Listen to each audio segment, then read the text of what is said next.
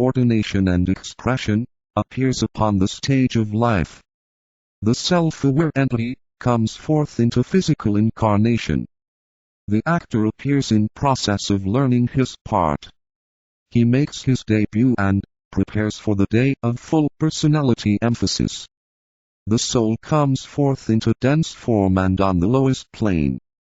The self begins the part of its career which is expressed through selfishness, leading finally to an ultimate unselfishness.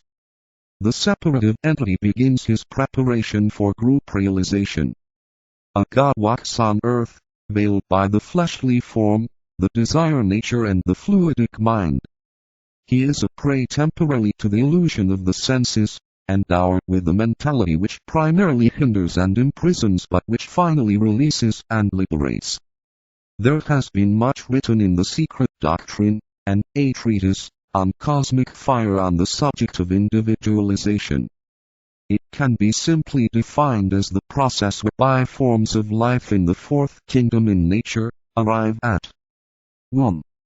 Conscious individuality, through experiencing the life of the senses. 2. The assertion of individuality through the use of the discriminating mind. 3. The ultimate sacrifice of that individuality to the group. Today, the masses are occupied with the task of becoming conscious of themselves, and are developing that spirit, or sense of personal integrity, or wholeness which will eventuate in an increased self. 24 Books of Esoteric Philosophy. Assertiveness, that first gesture of divinity. This is well and good, in spite of the immediate complications and consequences in the world consciousness and state of being. Hence also the need for the immediate guidance of the disciples in every nation, and their training in the life of correct aspiration, with their subsequent preparation for initiation.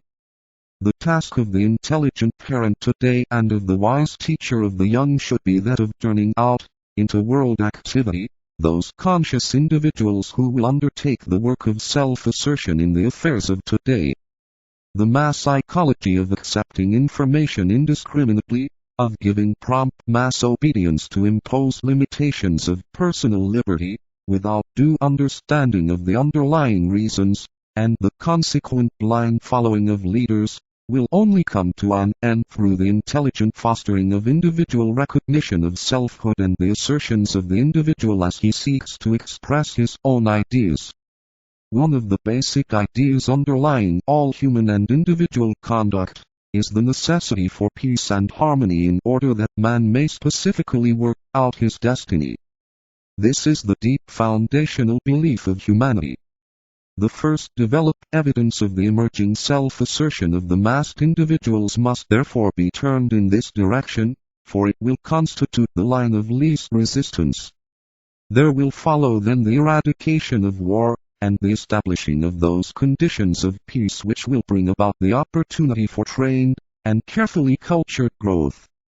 The dictator is the individual who has, under the process, flowered forth into knowledge and power, and is an example of the effectiveness of the divine character, when permitted scope, and as the product of the evolutionary process. He expresses many of the divine potentialities of man. But the dictator will someday be an anachronism, for when the many are at the stage of individual self-awareness, and potency and seeking the full expression of their powers, he will be lost from sight in the assertion of the many. He, today, indicates the goal for the lower self, for the personality. Before, however, the many men can be safely self-assertive, there must be an increased appearance of those who have passed beyond that stage, and of those who know, teach and demonstrate, so that the many constituting the intelligent group, composed of the self-aware individuals, can then identify themselves discriminatingly with group purpose, and submerge their separative identities in organized group activity and synthesis. This is the predominant task of the new group of world servers. It should be the aspiration of the world disciples today. This work of training the individuals in group purpose must be accomplished in 3 ways. 1. By personal, imposed identification with the group, through the experience of understanding, service and sacrifice. This can well constitute a useful self-imposed experiment. 2. By the education of the masses in the principles underlying group work, and the training of an enlightened public opinion in these concepts. 3. By the preparation of many in the new group of world servers for that great transition in consciousness which we call initiation. What, therefore, is initiation? Initiation might be defined in two ways. It is first of all the entering into a new and wider dimensional world by the expansion of a man's consciousness so that he can include and encompass that which he now excludes, and from which he normally separates himself in his thinking and acts. It is, secondly, the entering into man of those energies which are distinctive of the soul and of the soul alone, the forces of intelligent love and of spiritual will. These are dynamic energies, and they actuate all who are liberated souls. This process of entering into, and of being entered into should be a simultaneous and synthetic process, an event of the first importance. Where it is sequential or alternating, it indicates an uneven unfoldment and an unbalanced condition. There is frequently the theory of unfoldment, and a mental grasp, and the facts of the initiatory process before they are practiced experimentally in the daily life and thus psychologically integrated into the practical expression of the living process on the physical plane. Herein lies much danger and difficulty, and also much loss of time. The mental grasp of the individual is oftentimes much greater than his power to express the knowledge, and we have consequently those outstanding failures and those difficult situations which have brought the whole question of initiation into disrepute. Many people are regarded as initiates who are only endeavoring to be initiate. They are not, however, real initiates. They are those well-meaning people whose mental understanding outruns the power of their personalities to practice. They are those who are in touch with forces which they are not yet able to handle and control. They have done a great deal of the needed work of inner contact, but have not yet whipped the lower nature into shape. They are, therefore, unable to express that which they inwardly understand and somewhat realize. They are those disciples who talk too much and too soon and too self-centeredly, and who present to the world an ideal toward which they are indeed working, but which they are as yet unable to materialize, owing to the inadequacy of their equipment. They affirm their belief in terms of accomplished fact, and cause much stumbling among the little ones. But at the same time, they are working towards the goal. They are mentally in touch with the ideal, and with the plan. They are aware of forces and energies utterly unknown to the majority. Their only mistake is in the realm of time, for they affirm prematurely that which someday they will be. When initiation becomes possible, it indicates that two great groups of energies, those of the triple integrated personality, and those of the soul or solar angel, are beginning to fuse and blend. The energy of the soul is beginning to dominate and to control the lower types of force, and according to the ray of the soul so will be the body in which that control will begin to make its presence felt. This will be elaborated later in the section dealing with the rays, as they govern the various bodies, mental, emotional and physical. It should be remembered that very little egoic control need be evidenced when the first initiation is taken.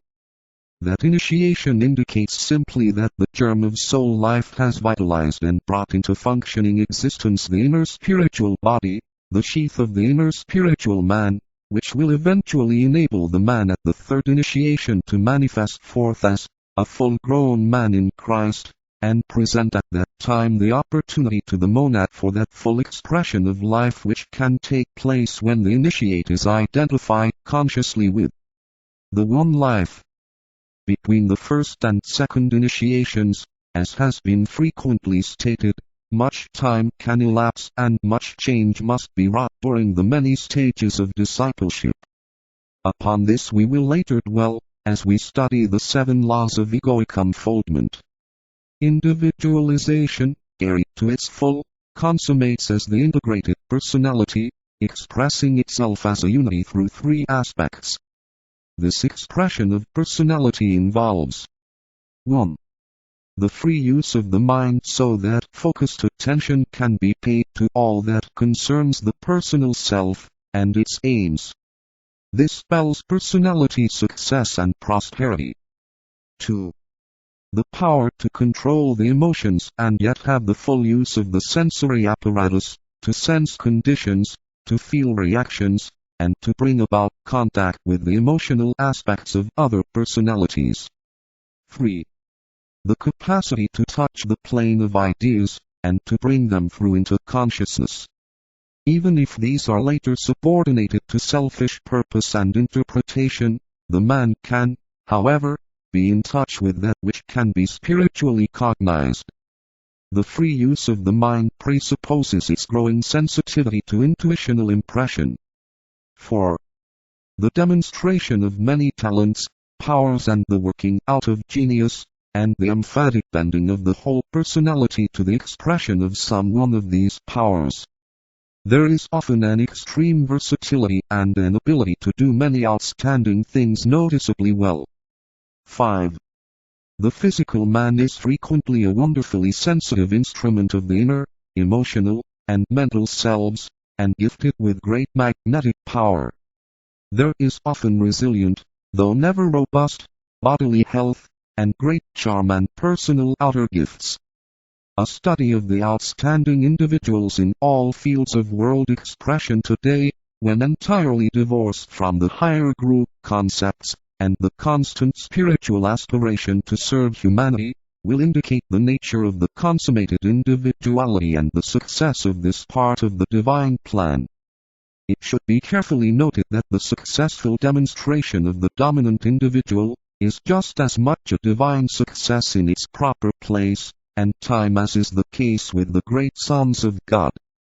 One success, however, is the expression of the third aspect of divinity as it veils and hides the soul, and the other is the expression of two aspects of divinity, the second and the third, as they veil and hide the life aspect of the monad. When this is grasped, our evaluation of world achievement will undergo change, and we will see life more truly and divorced from the glamour which distorts our vision and the vision of the great personalities as well. It should also be borne in mind that individual separative success is in itself an evidence of soul activity, for every individual is a living soul, actuating the lower sheaths of bodies, and proceeding to one.